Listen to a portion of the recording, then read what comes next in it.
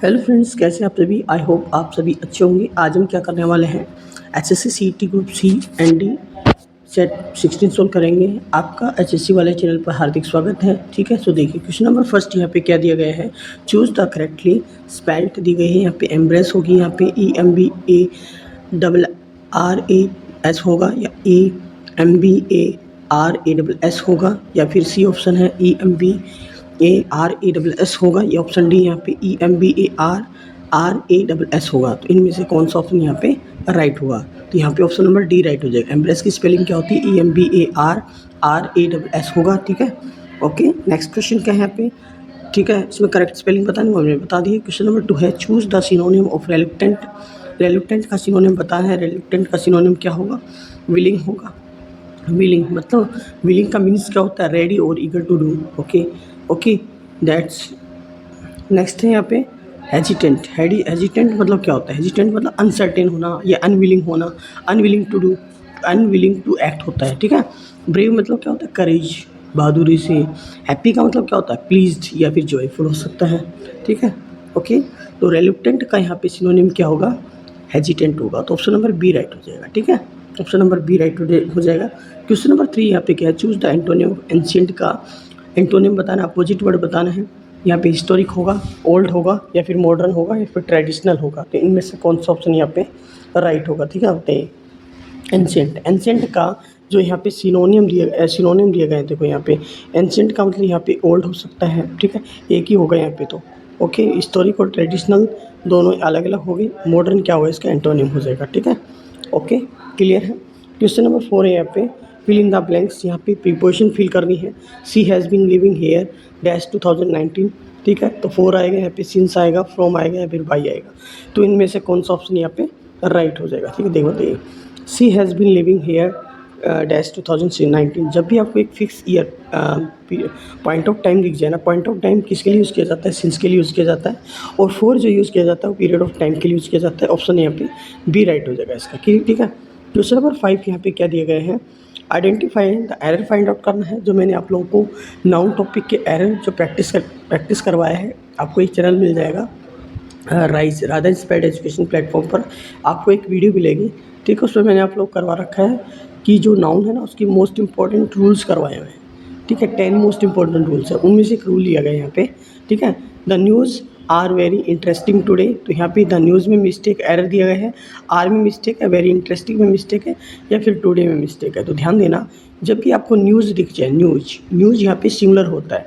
Singular दिखने में तो प्लूरल दिखाई देता है, बट होता क्या है, सिंगुलर होगा। ठीक है, ओके। तो यहाँ पे आर की जगह पे क्या आ जाएगा, ईज आ जाएगा। क्या आ जाएगा यहाँ पे, ईज आ जाएगा। तो ऑप्शन बी राइट हो जाएगा।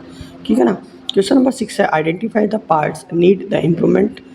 ठीक है ना, हमें बताना है मिस्टेक्स यहाँ पे इम्प्रूवमेंट क्या करनी की जरूरत है। यहाँ पे गलती क्या दी गई है, यहाँ पे she is more smarter than her elder sister. तो यहाँ पे सी इज आएगा, या मोर स्मार्टर में मिस्टेक दी गई है, इसको इम्प्रूव करना पड़ेगा, या फिर देन हर आएगा, या फिर एल्डर सिस्टर आएगा। ठीक है ना, ओके। इस हम बात करें तो ये कंपेरेटिव डिग्री दी गई स्मार्टर, और स्मार्टर के साथ में कभी भी मोर नहीं लगता है। ठीक है, और ना ही मोस्ट लगेगा।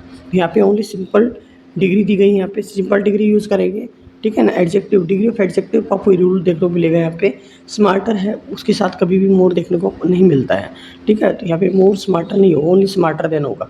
ठीक है, क्वेश्चन नंबर 7 है यहाँ पे, change into indirect speech. She said comma inverted comma I have finished my homework. ध्यान देना, सी सेड यहाँ पे क्या दिया गया है, सी सेड यहाँ पे क्या रिपोर्टेड वर्ब है, और I have finished my homework, तो ये रिपोर्टेड स्पीच हो गया। ठीक है, सी सेड, तो रिपोर्टेड स्पीच वर्ब कैसी है, पास्ट में दी गई है, तो ये एडजेक्टिव आएगी। तो कॉमा इन्वर्टेड कॉमा को हटाएंगे तो क्या लग जाएगा, कंजक्शन दैट लग जाएगा। Okay, I have finished my homework, इसमें कुछ चेंजमेंट आएंगे। ठीक है, हैव जी ये प्रेजेंट परफेक्ट टेंस है, तो ये पास्ट परफेक्ट टेंस हो जाएगा। यहाँ पे पास्ट परफेक्ट में क्या आता है, हेड आता है, तो हेड में जो भी दिखा ये वाला, तो ये ऑप्शन कैंसिल हो जाएगा। ठीक है, क्लियर, ओके। देखिए ध्यान से देखिए, she said that she had finished her homework आएगा, या she said that she has, ये तो कैंसिल हो गया था हमारा। She told that she had finished her work आएगा, ये भी गलत हो जाएगा यहाँ पे, क्योंकि यहाँ पे ध्यान देना, देखो सैड कभी भी टोल्ड में चेंज नहीं होता, ओनली सैड का सैड ही रहेगा, ठीक है, ध्यान देना यहाँ पे सैड को आप सेज नहीं कर सकते हो, इसलिए ये गलत हो जाएगा, ये भी गलत है, ये भी गलत है, ऑप्शन नंबर ए राइट हो जाएगा इसका, ठीक है। क्वेश्चन नंबर 8 यहाँ पे क्या दिया गया है, choose the one word, substitution बताना है यहाँ पे, ए person who rights poem is called, novelist होगा, पोइट होगा, एडिटर होगा, ड्रामिस्ट होगा, ड्रामेटिस्ट होगा, बताइए इनमें से कौन सा ऑप्शन यहाँ पे राइट होगा। देखो वन वर्ड सब्स्टिट्यूशन जो दिया गया है, one who rights poem is called, that means क्या होगा यहाँ पे पोइट कहलाता है, क्या कहलाता है यहाँ पे पोइट कहलाता है। अब ध्यान दीजिए नॉवलिस्ट क्या होता है, ठीक है ना, वह ए पर्सन हु राइट्स नॉवेल्स, जो नॉवेल्स लिखता है वो नॉवलिस्ट होगा, ठीक है ना। एडिटर कौन होता है, a person who edits written content होता है यहाँ पे, रिटन कंटेंट या फिर राइट कंटेंट हो सकता है यहाँ पे। ड्रामेटिस्ट क्या होता है, पर्सन हु राइट्स प्लेज, जो प्लेज लिखता है, ठीक है ना। ओके, रोल्स जो बात करते हैं, रोल्स की बात करते हैं। क्वेश्चन नंबर 9 क्या दिया गया यहाँ पे, क्वेश्चन नंबर 9 है fill in the blanks with the correct articles fill करना है यहाँ पे।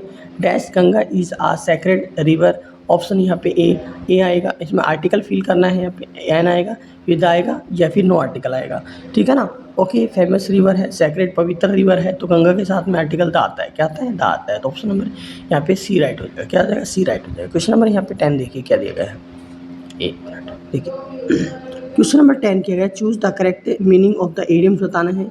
ए ब्लेसिंग और in disguise, a blessing in disguise, देखिए